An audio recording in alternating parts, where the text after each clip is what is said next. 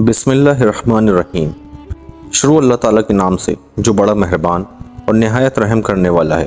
دوستوں، قارون کے خزانے کے متعلق بچپن سے ہی آپ نے تاریخی قصے، کہانیاں اور محاورے تو سنے ہی ہوں گے۔ یہ وہی شخص ہے جس کا ذکر اللہ تعالیٰ نے قرآن مجید میں نشان عبرت کے طور پر کیا ہے۔ قارون کا قصہ اسرائیلی اور اسلامی دونوں طرح کی روایتوں میں ملتا ہے۔ یہ بنی اسرائیل کا وہی امیر ترین شخص تھا جس کے خزانے کی کنجیاں 300 اونٹوں اور خچروں پر لادی جاتی تھیں، اور ہر کنجی چمڑے کی بنی ہوئی ہوتی تھی، اور ہر ایک کنجی ایک خزانے کی چابی تھی۔ دوستوں، تاریخ انسانی میں شاید قارون سے زیادہ دولت اور ثروت کسی شخص کو عطا نہیں کی گئی۔ قارون حضرت موسیٰ علیہ السلام کے چچا کا بیٹا تھا۔ وہ نہایت ہی حسین اور خوبصورت آدمی تھا۔ یہی وجہ تھی کہ بنی اسرائیل اور قبطی لوگ اسے منور کہا کرتے تھے۔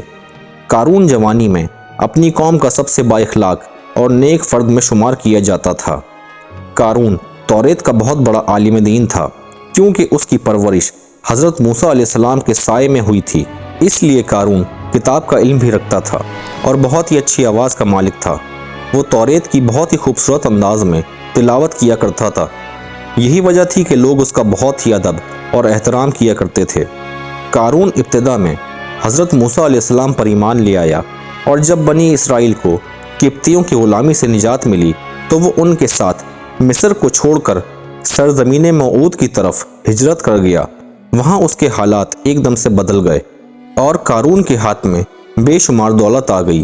دیکھتے ہی دیکھتے وہ اپنی قوم کا بہت امیر ترین شخص بن گیا، جس کا ذکر اللہ تعالیٰ نے قرآن مجید میں کچھ یوں فرمایا ہے: بے شک قارون موسیٰ علیہ السلام کی قوم سے تھا، پھر اس نے اپنی قوم پر زیادتی کی، اور ہم نے اس کو اتنے خزانے دیے جن کی کنجیاں اٹھانا ایک طاقتور جماعت پر بھاری تھا۔ ایک جگہ فرمایا، جب اس سے اس کی قوم نے کہا اتراؤ نہیں، بے شک اللہ تعالیٰ اترانے والوں کو پسند نہیں کرتا، اور جو مال تجھے اللہ تعالیٰ نے دیا ہے اس کے ذریعے آخرت کا گھر طلب کر، اور دنیا سے اپنا حصہ نہ بھول اور احسان کر جیسے اللہ نے تجھ پر احسان کیا، اور زمین میں فساد نہ کر، بے شک اللہ تعالیٰ فسادیوں کو پسند نہیں کرتا۔ جب زکوٰۃ کا حکم نازل ہوا اور حضرت موسیٰ علیہ السلام نے قارون سے عہد لیا تو اس نے یہ وعدہ کیا تھا کہ اپنے مال کا 1000واں حصہ زکوٰۃ نکالے گا۔ جب اس نے اپنے مال کا حساب لگایا تو ایک بہت بڑی رقم زکوٰۃ کی نکلی، لہٰذا قارون کے دل میں حرص اور لالچ پیدا ہو گئی، اور وہ زکوٰۃ کا منکر ہو گیا۔ اس نے ایک گندی چال چلی۔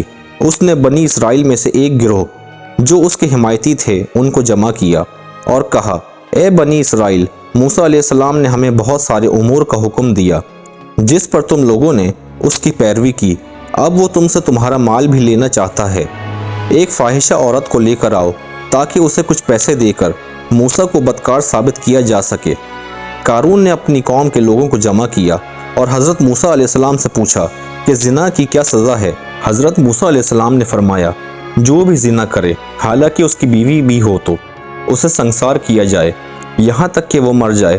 قارون نے حضرت موسیٰ علیہ السلام سے کہا، حتیٰ کہ اگر یہ کام آپ نے ہی انجام دیا ہو تو؟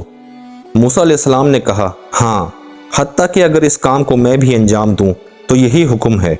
قارون نے کہا، بنی اسرائیل یہ گمان کرتے ہیں کہ آپ نے فلاں فاحشہ عورت سے زنا کیا ہے۔ حضرت موسیٰ علیہ السلام نے فرمایا کہ اس عورت کو میرے سامنے لاؤ۔ لہٰذا وہ عورت بلائی گئی تو آپ نے فرمایا، اے عورت، اس اللہ تعالیٰ کی قسم جس نے بنی اسرائیل کے لیے دریا کو پھاڑ دیا اور عافیت و سلامتی کے لیے دریا کے پار کرا کر فرعون سے نجات دلائی، سچ کہہ دے کہ واقعہ کیا ہے۔ حضرت موسیٰ علیہ السلام کے جلال سے عورت سہم کر کانپنے لگی، اور اس عورت نے مجمع کے سامنے صاف صاف کہہ دیا کہ اے اللہ تعالیٰ کے نبی، مجھ کو قارون نے کثیر دولت دے کر آپ پر بہتان لگانے کے لیے آمادہ کیا تھا۔